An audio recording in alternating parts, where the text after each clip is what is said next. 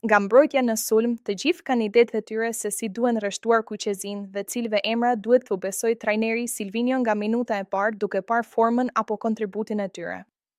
Por një rreshtim të tillë mund ta ndërtosh edhe duke marrë për bazë vlerën e kartonit të futbollistëve sipas faqes së specializuar të Mercatos Transfermarkt. Sipas vlerësimeve të saj, është e qartë se cili është formacioni që Silvinho duhet të hedhë në fushë, nëse merr për bazë vetëm sa vlen aktualisht futbollistët që ka grumbulluar në treg. Do të ishte një formacion me vlerën e përgjithshme 74.5 milion euro dhe kujulli i ekipit do të ishte një ndër rikthimet, Anis Mehmeti. Ai do ishte lojtari më i vlerësuar i rreshtimit me 14 milion euro, teksa do luante përkrah Aslanit që vlerësohet 13 milion euro.